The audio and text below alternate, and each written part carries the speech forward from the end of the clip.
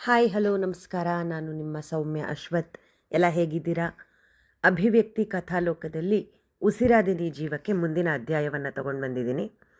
ದಯವಿಟ್ಟು ನಮ್ಮ ಅಭಿವ್ಯಕ್ತಿ ಕಥಾಲೋಕವನ್ನು ಸಬ್ಸ್ಕ್ರೈಬ್ ಮಾಡಿ, ಕತೆ ಹೇಗಿದೆ ಅಂತ ಕೇಳಿ, ಲೈಕ್ ಮಾಡಿ, ಕಾಮೆಂಟ್ ಮಾಡಿ, ಹೆಚ್ಚು ಹೆಚ್ಚು ಶೇರ್ ಮಾಡಿ. ಬನ್ನಿ ಕತೆಗೆ ಹೋಗೋಣ. ನಾನು ನಿನ್ನ ಜೊತೆಗೆ ಬರ್ತೀನಿ ಕಣೆ ಅಂತ ಹೇಳಿ ಜೊತೆಗೆ ಬರುತ್ತಿದ್ದ ತ್ವಿಷಾಗೆ ತನ್ನ ಪರವಾಗಿ ಪಾರ್ಟಿನಲ್ಲೇ ಉಳಿದುಕೊಂಡು ಬಾಸ್ಗೆ ಚಿಂಟು ವಿಚಾರ ತಿಳಿಸ್ಬಿಡು, ಚೆಕಪ್ ಮುಗಿದ ಮೇಲೆ ತಾನು ಫೋನ್ ಮಾಡ್ತೀನಿ ಅಂತ ತಿಳಿಸಿ ಓಜಸ್ ಹಿಂದೆ ಹೆಜ್ಜೆ ಹಾಕುತ್ತಾ ಪಾರ್ಕಿಂಗ್ ಜಾಗಕ್ಕೆ ಬಂದಳು. ಚಿಂಟುನ ಆರುಷಿ ಕೈ ಕೊಟ್ಟವನು ಮಗು ಹುಷಾರು ಅಂತ ಹೇಳಿ ಬೈಕ್ ಸ್ಟಾರ್ಟ್ ಮಾಡಿದ್ರೆ ಓಜಸ್ನ ಹಿಂದೆ ಕೂರ್ಲಿಕ್ಕೆ ಯೋಚಿಸ್ತಾ ಇದ್ದವಳ ಕಡೆಗೆ ಸುಡು ನೋಟ ಬೀರಿ, ನಾನೇನು ನಿಮ್ಮ ಜೊತೆ ಎಲ್ಲಲ್ಲೇ ಹೊಡಿಲಿಕ್ಕೆ ಲಾಂಗ್ ಡ್ರೈವಿಗೆ ಕರ್ಕೊಂಡು ಹೋಗ್ತಾ ಇಲ್ಲ, ಇಲ್ಲೇ ಹತ್ತಿರದಲ್ಲೇ ಆಸ್ಪತ್ರೆ ಇದೆ, ಈಗ ಕ್ಯಾಬು ಆಟೋ ಅಂತ ಕಾಯ್ತಾ ಕೂತ್ರೆ ಮಗುಗೆ ಇನ್ನೂ ಹಿಂಸೆ ಹೆಚ್ಚಾಗುತ್ತೆ ಅಂತ ನನ್ನ ಬೈಕಲ್ಲೇ ಬನ್ನಿ ಅಂತ ಹೇಳ್ತಾ ಇರೋದಷ್ಟೇ. ನೋಡಿ, ನಾನು ದೊಡ್ಡ ಪೊರ್ಕಿ ಫ್ಲರ್ಟ್ ಆಗಿರ್ಬೋದು, ಆದರೆ ಮಗನ ಅನಾರೋಗ್ಯದ ಕಾರಣ ಆತಂಕದಲ್ಲಿರೋ ಅವನ ತಾಯಿಯ ಹತ್ತಿರ ಅಡ್ವಾಂಟೇಜ್ ತೆಗೆದುಕೊಳ್ಳೋ ಅಷ್ಟು ನೀಚ ಅಲ್ಲ ಅಂತ ಅಸಹನೆಯಲ್ಲಿ ರೇಗ್ತಾನೆ.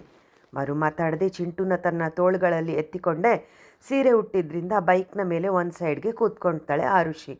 ಓಜಸ್ ತನ್ನ ಬೈಕ್ನ ನಿಧಾನಗತಿಯಲ್ಲಿ ಓಡಿಸುತ್ತಾ ಆಸ್ಪತ್ರೆ ತಲುಪಿದವನು ಮೆಲ್ಲಗಿಳಿರಿ ಅಂತ ಹೇಳಿ ತಾನು ಬೈಕ್ ಸ್ಟ್ಯಾಂಡ್ ಹಾಕಿ ಇಳಿತಾ ಇದ್ದಂತೆ ಚಿಂಟುನ ತನ್ನ ತೋಳಿಗೆ ತೆಗೆದುಕೊಂಡ.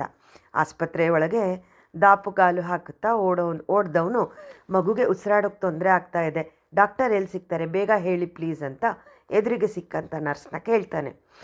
ಆಗಲೇ 10 ಗಂಟೆ ಆಗಿದೆ ಸರ್, ಮಕ್ಕಳ ತಜ್ಞರೀಗ ಸಿಗಲ್ಲ, ಡ್ಯೂಟಿ ಡಾಕ್ಟರಲ್ಲಿ ಕ್ಯಾಶುಯಾಲಿಟಿ ವಾರ್ಡಲ್ಲಿ ಸಿಗ್ತಾರೆ ನೋಡಿ ಅಂತ ಹೇಳಿ ತಮ್ಮ ಕೆಲಸಗಳತ್ತ ಗಮನ ಹರಿಸಲು ನರ್ಸ್ ಸ್ಟೇಷನ್ ಕಡೆಗೆ ನಡೆದ್ರು. ಡಾಕ್ಟರ್ ಪ್ಲೀಸ್ ಮಗುಗೆ ಏನಾಗಿದೆ ನೋಡಿ, ಓಜಸ್ ಚಿಂಟುನ ಎತ್ಕೊಂಡು ನರ್ಸ್ ತಿಳಿಸಿದ ಕ್ಯಾಶುಯಾಲಿಟಿ ವಾರ್ಡ್ ಒಳಗೆ ಬರುತ್ತಲೇ ಆತಂಕದಲ್ಲಿ ಕೇಳ್ತಾನೆ. ಅವರು ಅಲ್ಲಿದ್ದ ಬೆಡ್ ಮೇಲೆ ಮಗುನ ಮಲಗಿಸೋಕ್ಕೆ ತಿಳಿಸಿ ಅವನ ಅನಾರೋಗ್ಯಕ್ಕೆ ಕಾರಣ ಏನು ಅಂತ ತಿಳಿದುಕೊಳ್ಳಲು ಕೆಲವು ಟೆಸ್ಟ್ಗಳನ್ನು ಮಾಡಿ ಆ್ಯಂಟಿ ಅಲರ್ಜೆಟಿಕ್ ಇಂಜೆಕ್ಷನ್ ಕೊಟ್ಟು ಮಗುಗೆ ಯಾವುದು ಫುಡ್ ಅಲರ್ಜಿ ಆಗಿದೆ, ಈ ಮೊದಲು ಎಂದಾದರೂ ಹೀಗಾಗಿದ್ದಿದೆಯಾ ಅಂತ ಕೇಳಿದ್ರೆ ಸಣ್ಣದಾಗಿ ಇನ್ನೂ ಕಣ್ಣೀರು ಹಾಕುತ್ತಲೇ ಇದ್ದ ಆರುಷಿ, ಇಲ್ಲ ಡಾಕ್ಟರ್, ಇದೇ ಮೊದಲನೇ ಸಲ ಹೀಗಾಗಿರೋದು, ಯಾಕೆ ಅಂತ ನೀವೇ ಡಯಾಗ್ನೈಸ್ ಮಾಡಿ ಹೇಳಬೇಕು ಅಂತ ಹೇಳಿದ್ರೆ ಬ್ಲಡ್ ರಿಪೋರ್ಟ್ ಬರಲಿ ಗೊತ್ತಾಗುತ್ತೆ, ಈಗ ಸ್ವಲ್ಪ ಹೊರಗೆ ಬನ್ನಿ ಅಂತ ಕ್ಯಾಶುಯಾಲಿಟಿ ವಾರ್ಡ್ ಹೊರಗೆ ಕರ್ಕೊಂಡು ಹೋದವರು, ನೋಡಿ ಮೇಡಮ್, ಹೆದರೋ ಅಂಥದ್ದು ಏನೂ ಆಗಿಲ್ಲ, ಕೆಲವರಿಗೆ ಈ ಹಾಲಲ್ಲಿರೋ ಲ್ಯಾಕ್ಟೋಸ್ ಅಂಶದ ಅಲರ್ಜಿ ಇದ್ದರೆ ಇನ್ನು ಕೆಲವರಿಗೆ ಪೀನಟ್ಸು ವಾಲ್ನಟ್ ಅಲರ್ಜಿ ಇರುತ್ತೆ, ಹಾಗೆ ಕೆಲವರಿಗೆ ಈ ಸೀ ಫುಡ್ ಅಂದರೆ ಶ್ರಿಂಪು ಕ್ರ್ಯಾಬು ಅಂದರೆ ಏಡಿ ಅಲರ್ಜಿ ಇದ್ದರೆ ಕೆಲವರಿಗೆ ಮೊಟ್ಟೆ ಹಾಗೆ ಮಶ್ರೂಮ್ ತಿಂದಾಗ ಈ ಥರದ ಅಲರ್ಜಿ ಉಂಟಾಗೋದು ಸಾಮಾನ್ಯ. ಮಗು ಯಾವ ಪದಾರ್ಥ ತಿಂದಿದೆ ಅಂತ ಒಮ್ಮೆ ಯೋಚಿಸಿ ನೋಡಿ, ಹಾಗೆ ಯಾವುದೇ ಕಾರಣಕ್ಕೂ ಮಗು ಇನ್ನು ಮುಂದೆ ಆ ಪದಾರ್ಥ ತಿನ್ನದ ಹಾಗೆ ಗಮನವಹಿಸಿ. ಈಗ ಆಂಟಿ ಅಲರ್ಜೆಟಿಕ್ ಇಂಜೆಕ್ಷನ್ ಕೊಟ್ಟ ಮೇಲೆ ಅವನ ಉಸಿರಿನ ಗತಿ ಸರಿ ಹೋಗಿದೆ, ಮೈಮೇಲಿನ ರ್ಯಾಷಸ್ ಕೂಡ ಕಡಿಮೆ ಆಗಿದೆ, ಆದರೂ ರಾತ್ರಿ ಅಬ್ಸರ್ವೇಷನ್ನಲ್ಲಿದ್ದರೆ ಒಳ್ಳೆಯದು, ಇನ್ನೊಂದು ಅರ್ಧ ಗಂಟೆ ಬಿಟ್ಟು ವಾರ್ಡಿಗೆ ಶಿಫ್ಟ್ ಮಾಡ್ತೀವಿ ಅಂತ ಹೇಳ್ತಾರೆ. ನಾಳೆ ಬೆಳಗ್ಗೆ ಮಕ್ಕಳ ತಜ್ಞರು ಬಂದು ಒಮ್ಮೆ ಚೆಕಪ್ ಮಾಡಿ ಎಲ್ಲ ಸರಿ ಇದೆ ಅಂತ ಹೇಳಿದ್ರೆ ನೀವು ಮಗುನ ಕರ್ಕೊಂಡು ಹೋಗ್ಬೋದು ಅಂತ ಡಾಕ್ಟರ್ ಮಾತು ಕೇಳಿ ಚಿಂಟುಗೆ ಹೆಚ್ಚಿನ ಸಮಸ್ಯೆ ಏನೂ ಆಗಿಲ್ವಲ್ಲ ಅಂತ ಸಮಾಧಾನಗೊಂಡರು ಇಬ್ಬರು. ಅಲರ್ಜಿ ಆಗಿರೋದು ಯಾವುದರಿಂದ ಅಂತ ಇಬ್ಬರಿಗೂ ತಿಳಿದಾಯಿತು. ಡಾಕ್ಟರ್ ಹೇಳಿದ ಹಾಗೆ ಹಾಲಿನ ಅಲರ್ಜಿ ಆಗಿರಲಿಕ್ಕೆ ಸಾಧ್ಯನೇ ಇಲ್ಲ. ದಿನ 2 ಹೊತ್ತು ಹಾಲನ್ನು ಬಹಳ ಇಷ್ಟಪಟ್ಟು ಕುಡಿಯೋ ಮಗುವಿಗೆ ಅಲರ್ಜಿ ಇದ್ದಿದ್ರೆ ಮೊದಲೇ ತಿಳಿದು ಬರ್ತಾ ಇತ್ತು. ಇನ್ನು ತಾವು ಸಸ್ಯಾಹಾರಿ ಆಗಿರೋ ಕಾರಣ ಡಾಕ್ಟರ್ ಹೇಳಿದ ಹಾಗೆ ಏಡಿ ಶ್ರಿಂಪ್ ಅಲರ್ಜಿ ಆಗಿರಲಿಕ್ಕೆ ಸಾಧ್ಯ ಇಲ್ಲ. ಹಾಗಾದರೆ ಮಶ್ರೂಮ್? ಆರುಷಿ ಯೋಚಿಸ್ತಾ ಇರುವಾಗಲೇ ಓಜಸ್, ರೀ ಆರುಷಿ, ಪಾರ್ಟಿಲಿ ನಾನು ನೋಡ್ತಾ ಇದ್ದ ಹಾಗೆ ಚಿಂಟು ಓಡ್ ಬಂದು ನನ್ನ ಮಡ್ಲಲ್ಲಿ ಕೂತಿದ್ದು ಅಲ್ಲದೆ ನನ್ನ ಪ್ಲೇಟ್ನಲ್ಲಿದ್ದ ಗ್ರಿಲ್ಡ್ ಮಶ್ರೂಮ್ ತಿಂದ, ಅವನಿಗೆ ಅದರದೇ ಅಲರ್ಜಿ ಆಗಿರಬೇಕು ಅಂತ ಹೇಳ್ತಲೇ ಕೋಪಗೊಂಡ ಆರುಷಿ, ಏನು ಮನುಷ್ಯ ರೀ ನೀವು, ಚಿಂಟು ನಿಮ್ಮ ಪ್ಲೇಟ್ನಿಂದ ತಿಂದ ಅಂತ ಅದೆಷ್ಟು ಸುಲಭವಾಗಿ ಹೇಳ್ತಾ ಇದ್ದೀರಾ, ಹಾಗೆಲ್ಲ ತಿನ್ನಬಾರ್ದು ಅಂತ ದೊಡ್ಡವರಾಗಿರೋ ನೀವೇ ಒಂದು ಬುದ್ಧಿ ಮಾತು ಹೇಳಬೇಕು ಅನ್ನೋದು ಗೊತ್ತಾಗಲಿಲ್ವಾ? ತನ್ನ ಮಗನ ಅನಾರೋಗ್ಯದ ಕಾರಣ ಮೊದಲೇ ಟೆನ್ಷನ್ನಲ್ಲಿದ್ದ ಆರುಷಿ ಓಜಸ್ ಮೇಲೆ ರೇಗಿದ್ರೆ ಅವಳನ್ನೇ ಗುರಾಯಿಸಿ ನೋಡಿದವನು, ಓ ಹಲೋ ಮೇಡಮ್, ಚಿಂಟು ನಿಮ್ಮ ಮಗ, ಅವನಿಗೆ ಇನ್ನೊಬ್ಬರು ಪ್ಲೇಟಿಗೆ ಕೈ ಹಾಕಬಾರ್ದು ಅನ್ನೋ ಬುದ್ಧಿನ ನೀವು ಹೇಳ್ಕೊಡ್ಬೇಕು, ನಾನು ಯಾರೋ ಹೊರಗಿನವನು, ಏನೋ ಪಾಪ ಒಬ್ಬಳೆ ಹುಡುಗಿ ಹೆದರಿದಾಳೆ ಅಂತ ಸಹಾಯಕ್ಕೆ ಬಂದರೆ ನನ್ನ ಮೇಲೆ ಎಲ್ಲ ಆರೋಪ ಹಾಕಕ್ಕೆ ನೋಡ್ತಾ ಇದ್ದೀರಾ. ನೋಡಿ ಮಿಸ್ ಆರುಷಿ, ನಿಮ್ಮ ಚಿಂಟುನ ನಾನೇನು ಬಾರಪ್ಪ ನನ್ನ ತೊಡೆ ಮೇಲೆ ಕೂತ್ಕೋ ನನ್ನ ಜೊತೆ ಟೈಮ್ ಸ್ಪೆಂಡ್ ಮಾಡು ಅಂತ ಕರೀಲಿಲ್ಲ, ಅವನೇ ನಾನು ನೋಡ್ತಾ ಇದ್ದ ಹಾಗೆ ಮೂನ್ ಅಂಕಲ್ ಅಂತ ಹತ್ರ ಕೋಡ್ ಬರ್ತಾನೆ. ಬುದ್ಧಿ ಹೇಳೋದಿದ್ರೆ ಅವನಿಗೆ ಹೇಳ್ರಿ, ಇವತ್ತೇ ಕೊನೆ, ಇನ್ಯಾವತ್ತೂ ನಿಮ್ಮ ಸಹಾಯಕ್ಕೆ ಬರಲ್ಲ. ನಿಮಗೆ ನಿಮ್ಮ ಮಗನಿಗೆ ನನ್ನ ಕಡೆಯಿಂದ ಒಂದು ದೊಡ್ಡ ಶಿರಸಾಷ್ಟಾಂಗ ನಮಸ್ಕಾರ ಅಂತ ಅವಳ ಎದುರಿಗೆ ಕೈ ಮುಗಿದು ಸಿಡುಕಿ ಎದ್ದು ಆಸ್ಪತ್ರೆ ಹೊರಗೆ ನಡೆದ್ಬಿಟ್ಟ. ಅವನು ಹೋದತ್ಲೇ ನೋಡುತ್ತಾ ಕ್ಯಾಶುಯಾಲಿಟಿ ವಾರ್ಡ್ ಹೊರಗಿರೋ ವೇಟಿಂಗ್ ಏರಿಯಾದಲ್ಲಿ ಇದ್ದ ಕುರ್ಚಿಯಲ್ಲಿ ಕುಸಿದು ಕೂತು ತನ್ನ ಕೈ ಬೊಗಸೆಯಲ್ಲಿ ಮುಖವನ್ನು ಹುದುಗಿಸಿದ ಆರುಷಿ, ಛೇ, ಅವ್ರು ತಪ್ಪಿಲ್ದಿದ್ರು ನಾನು ಯಾಕಿಷ್ಟು ಹೊರಟಾಗಿ ಮಾತಾಡಿದೆ? ನನ್ನ ವೈಯಕ್ತಿಕ 1000 ತೊಂದರೆ ಇರಲಿ, ಆದರೆ ಸಹಾಯಕ್ಕೆ ನಿಂತಿದ್ದ ವ್ಯಕ್ತಿ ಮೇಲೆ ಕೂಗಾಡಿದ್ದು ನನ್ನದೇ ತಪ್ಪು. ನಾಳೆಗೆ ಮನೆಗೆ ಹೋಗ್ತಾನೆ ಮೊದಲು ಅವ್ರ ಬಳಿ ಕ್ಷಮಾಪಣೆ ಕೋರಬೇಕು ಅಂತ ಯೋಚಿಸುತ್ತಾ ಕುಳಿತಿದ್ದವಳ ಬಳಿ ನರ್ಸೊಬ್ಬರು ಬಂದು, ಡಾಕ್ಟರ್ ನಿಮ್ಮ ಮಗನನ್ನು ವಾರ್ಡಿಗೆ ಶಿಫ್ಟ್ ಮಾಡಲಿಕ್ಕೆ ಹೇಳಿದ್ದಾರೆ, ರಿಸೆಪ್ಷನ್ ಏರಿಯಾಗೆ ಹೋಗಿ ನಿಮಗೆ ಯಾವ ಥರದ್ದು ವಾರ್ಡ್ ಬೇಕು ಅಂತ ಹೇಳಿ, ಅವ್ರು ಕೊಡೋ ಫಾರಮ್ ಫಿಲ್ ಮಾಡಿ ಹಾಗೆ ಸ್ವಲ್ಪ ಅಡ್ವಾನ್ಸ್ ಕಟ್ಟಿ ಅಂತ ಹೇಳಿ ಹೋದರೆ ಆಗಲೇ ಆರುಷಿಗೆ ತಾನು ಖಾಲಿ ಕೈಯಲ್ಲಿ ಆಸ್ಪತ್ರೆಗೆ ಬಂದಿರೋ ಅರಿವಾಗಿದ್ದು. ಚಿಂಟುನ ಆಸ್ಪತ್ರೆಗೆ ಕರ್ಕೊಂಡು ಬರೋ ಧಾವಂತದಲ್ಲಿ ತನ್ನ ಕ್ಲಚ್ಚು ಹಾಗೆ ಮೊಬೈಲ್ ಎರಡನ್ನೂ ಪಾರ್ಟಿ ಹಾಲ್ನಲ್ಲಿರೋ ಟೇಬಲ್ ಮೇಲೆ ಬಿಟ್ಟು ಬಂದಿದ್ಲು. ಹಾಗಾಗಿ ಆಸ್ಪತ್ರೆ ಸ್ಟಾಫ್ ಅವರ ಬಳಿ ರಿಕ್ವೆಸ್ಟ್ ಮಾಡಿಕೊಂಡು ಲ್ಯಾಂಡ್ಲೈನ್ನಿಂದ ತನ್ನ ನಂಬರ್ಗೆ ಕರೆ ಮಾಡಿದ್ರೆ ಒಂದೇ ಸಮನೆ ರಿಂಗ್ ಆಗ್ತಾ ಇದೆ. ಇದೇನು, ನನ್ನ ಮೊಬೈಲ್ ರಿಂಗಿಂಗ್ನಲ್ಲಿ ಇಟ್ಟಿದ್ರು ಯಾರೂ ರಿಸೀವ್ ಮಾಡ್ತಾ ಇಲ್ವಲ್ಲ, ಅಲ್ಲಿ ಲೌಡ್ ಮ್ಯೂಸಿಕ್ ಬೇರೆ ಇತ್ತು, ಯಾರಿಗೂ ಕೇಳಿಸಿರಲ್ಲ ಅನಿಸುತ್ತೆ ಅಂತ ಯೋಚಿಸ್ತಾ ತ್ವಿಷಾಗೆ ಕರೆ ಮಾಡಿದ್ರೆ ಅವಳು ಕೂಡ ಕರೆ ಸ್ವೀಕರಿಸ್ತಾ ಇಲ್ಲ. 5-6 ಬಾರಿ ಇಬ್ಬರ ಮೊಬೈಲ್ ಸಂಖ್ಯೆಗೆ ಕರೆ ಮಾಡಿ ಪ್ರಯತ್ನಿಸಿ ಯಾವುದೇ ಉಪಯೋಗ ಆಗದೇ ಇದ್ದ ಕಾರಣ ವಿಧಿ ಇಲ್ಲದೆ ತನ್ನ ಬಾಸ್ಗೆ ಕರೆ ಮಾಡಿದ್ಲು. ಹಲೋ, ಯಾರಿದು? ಯಾವುದೋ ಹೊಸ ನಂಬರ್ನಿಂದ ಬಂದ ಕರೆ ಸ್ವೀಕರಿಸಿದ ತನ್ನ ಬಾಸ್ ಬಳಿ ಇರೋ ವಿಚಾರ ತಿಳಿಸಿದ್ರೆ, ಬಾಲಸುಬ್ರಹ್ಮಣ್ಯ ಅವರು ಈಗಾಗಲೇ ತಡವಾಗಿದೆ ಅಂತ ಮನೆಯಿಂದ ಕರೆ ಬಂದಿದ್ದ ಕಾರಣ ತ್ವಿಷಾ ಪಾರ್ಟಿಯಿಂದ ಹೊರಟುಬಿಟ್ಲು. ನೋಡ್ತೀನಿ, ಬೇರೆ ಯಾರಾದರೂ ಆಫೀಸ್ ಸ್ಟಾಫ್ ಬಳಿ ನಿನ್ನ ಪರ್ಸ್ ಮತ್ತು ಮೊಬೈಲ್ನ ಕೊಟ್ಟು ಕಳಿಸ್ಲಿಕ್ಕಾಗತ್ತಾ ಅಂತ ನೋಡ್ತೀನಿ ಅಂತ ಹೇಳಿ ಕಾಲಿಟ್ಟವರ ಬಳಿ ಅರ್ಧಂಬರ್ಧ ಮಾತು ಕೇಳಿಸ್ಕೊಂಡಿದ್ದ ಅವರ ಮಡದಿ ಬಂದರು. ಅದೇನು ಆರುಷಿ ಅಂದರೆ ಅಷ್ಟೊಂದು ಕಾಳಜಿ ನಿಮಗೆ? ಉಷಾ ಅವರ ಕೊಂಕು ಮಾತಿನ ಕಡೆಗೆ ಗಮನ ಕೊಡದೆ ಒಬ್ಬರು ಸ್ಟಾಫ್ನ ಕರೆದು, ಆರುಷಿ ಅವರು ತಮ್ಮ ಟೇಬಲ್ ಮೇಲೆ ಪರ್ಸು ಮತ್ತು ಮೊಬೈಲ್ ಬಿಟ್ಟು ಹೋಗಿದ್ದಾರೆ, ಈಗಲೇ ಅದನ್ನು ತೊಗೊಂಡು ಹೋಗಿ ಸಾಗರ್ ಹಾಸ್ಪಿಟಲ್ನಿ ರಿಸೆಪ್ಷನ್ ಕೌಂಟರ್ ಹತ್ರ ಕೊಟ್ಟು ಬನ್ನಿ, ಅರ್ಜೆಂಟ್ ಅಂತ ಹೇಳಿದ್ರು.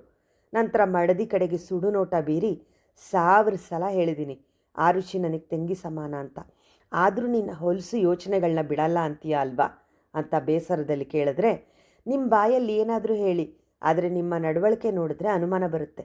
ಮೊದಲು ಕಷ್ಟದಲ್ಲಿರೋ ಹುಡುಗಿ ಪಾಪ ಇಡೀ ಕುಟುಂಬದ ಜವಾಬ್ದಾರಿ ಹೊತ್ತಿದ್ದಾಳೆ ಅಂತ ಯಾವ ಅನುಭವ ಇಲ್ಲದೆ ಇದ್ದರೂ ಕೆಲಸ ಕೊಟ್ರಿ, ಅದಾದರೂ ಹಾಳಾಗಿ ಹೋಗಲಿ. ಈ ಹುಡುಗಿ ತುಂಬ ಒಳ್ಳೆ ಕೆಲಸಗಾರಳು, ಡೆಡಿಕೇಟೆಡ್ ಇದ್ದಾಳೆ ಅಂತ ಒಂದೇ ವರ್ಷದಲ್ಲಿ ಈವೆಂಟ್ ಆಪರೇಷನ್ ಮ್ಯಾನೇಜರ್ ಹುದ್ದೆಗೆ ಬಡ್ತಿ ಕೊಟ್ಟಿದ್ದು ನಿಮಗೆ ಓವರ್ ಅಂತ ಅನ್ನಿಸ್ತಾ ಇಲ್ವಾ? ಇವಳಿಗಿಂತ ಇನ್ನೂ ಹೆಚ್ಚು ಕಷ್ಟಪಟ್ಟು ಕೆಲಸ ಮಾಡೋ ಸ್ಟಾಫ್ ನಿಮ್ಮ ಬಳಿ ಇದ್ದಾರೆ ತಾನೆ? ಇದಲ್ಲದೆ ಅವಳಿಗೆ ಪ್ರಮೋಷನ್ ಕೊಟ್ಟ ನಂತರ ಈ ಹಿಂದೆ ಇದ್ದ ಮ್ಯಾನೇಜರಿಗೆ ಕೊಡ್ತಿದ್ದೋ ಸಂಬಳಕ್ಕಿಂತ 10,000 ಹೆಚ್ಚು ಕೊಡ್ತಾ ಇದ್ದೀರಾ, ಯಾಕೆ ಅಂತ? ಏನು ಸ್ಪೆಷಲ್ ಕೆಲಸ ಮಾಡ್ತಾಳೆ ಆರುಷಿ ಅಂತ ಕಠೋರತೆ ತುಂಬಿದ ಅವರ ಮಾತಿನಲ್ಲಿ ವ್ಯಂಗ್ಯದ ಜೊತೆಗೆ ಆರುಷಿ ನಡತೆ ಬಗ್ಗೆ ತಪ್ಪು ಭಾವನೆ ಮೂಡಿಸುವಂತೆ ಇತ್ತು. ಉಷಾ, ಸಾಕು, ಎಲುಬಿಲ್ಲದ ನಾಲ್ಗೆ ಅಂತ ಬೇಕಾಬಿಟ್ಟು ಹರಿಬಿಡಬೇಡ. ಆರುಷಿ ಅಣ್ಣನಾಗಿ ಅವಳ ಕಷ್ಟಗಳಿಗೆ ನನ್ನ ಕೈಲಾದ ರೀತಿ ಸಹಾಯ ಮಾಡ್ತಾ ಇದ್ದೀನಿ ಅಷ್ಟೇ. ಇದಕ್ಕೆಲ್ಲ ಬೇರೆ ರೀತಿ ಸಂಬಂಧ ಕಟ್ಟಲಿಕ್ಕೆ ನೋಡಬೇಡ. ದಯವಿಟ್ಟು ಆ ಹುಡುಗಿ ತನ್ನ ಜೀವನದಲ್ಲಿ ಈಗಾಗಲೇ ಸಾಕಷ್ಟು ನೋವು, ಮೋಸ, ಅವಮಾನ ಅನುಭವಿಸಿದಾಳೆ. ಅರ್ಥ ಮಾಡಿಕೊಂಡು ಆದರೆ ಅವಳಿಗೆ 4 ಧೈರ್ಯದ ಮಾತುಗಳನ್ನ ಹೇಳು, ಇಲ್ವಾ ತೆಪ್ಪಗಿದ್ದು ಬಿಡು ಅಂತ ತಾವು ಹೊರಟಾಗಿ ಮಾತನಾಡಿದ್ರು.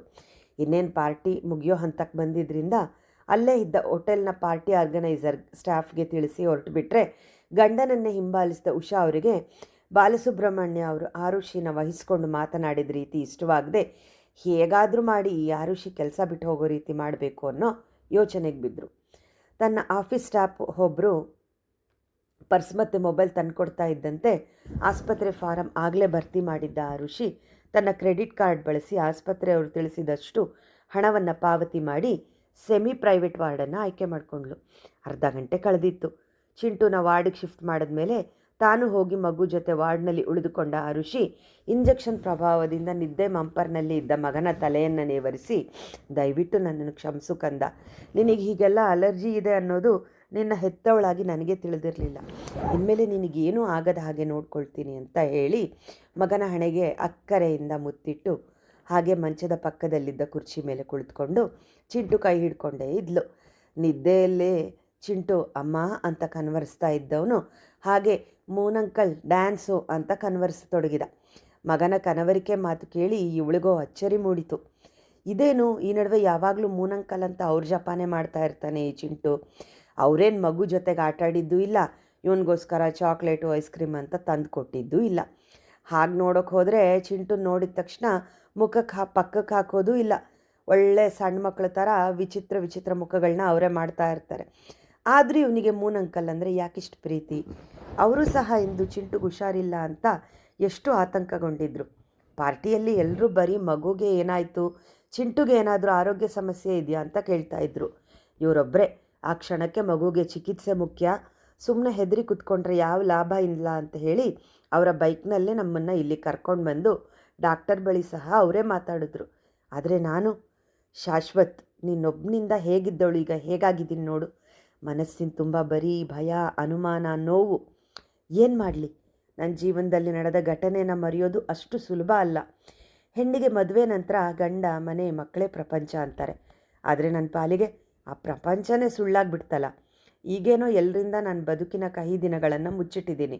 ಆದರೆ ಮುಂದೊಂದು ದಿನ ಚಿಂಟುಗೆ ಅವನಪ್ಪ ಯಾರು ಅನ್ನೋದು ಗೊತ್ತಾದರೆ, ಇಲ್ಲ ಏನೇ ಆದರೂ ಸರಿ ಚಿಂಟುಗೆ ಅವನಪ್ಪ ಶಾಶ್ವತ್ ಅನ್ನೋದು ಗೊತ್ತಾಗಬಾರ್ದು ಅಂತ ಹೇಳಿಕೊಂಡು ಮಗು ತಲೆ ನೇವರಿಸ್ತಾ ಹಾಗೆ ಮಂಚಕ್ಕೆ ತಲೆ ಆನಿಸಿದವಳು ಮನೆಯಿಂದ ಬಂದ ಕರೆ ಸ್ವೀಕರಿಸಿ ಇರುವ ವಿಚಾರಗಳನ್ನ ತಿಳಿಸಿದ್ಲು. ಆಸ್ಪತ್ರೆಯಿಂದ ಆ ಋಷಿ ಮೇಲೆ ಹೊರಟಂತಹ ಓಜಸ್ಸು ಮನೆ ತಲುಪೋ ಹೊತ್ತಿಗೆ 11ರ ಆಸುಪಾಸಾಗಿತ್ತು.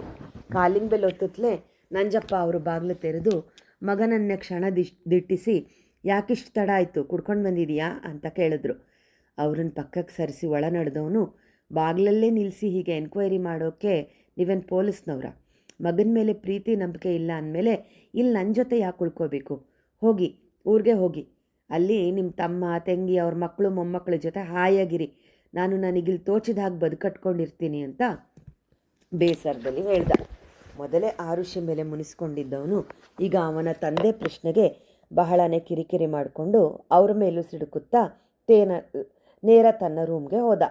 ಜೋರಾಗಿ 4 ಮನೆ ಕೇಳೋ ಹಾಗೆ ಬಾಗ್ಲಾಕ್ಕೊಂಡು, ಒಳ್ಳೆಯವ್ರಿಗೆ ಈ ಭೂಮಿ ಮೇಲೆ ಬೆಲೆನೇ ಇಲ್ಲ.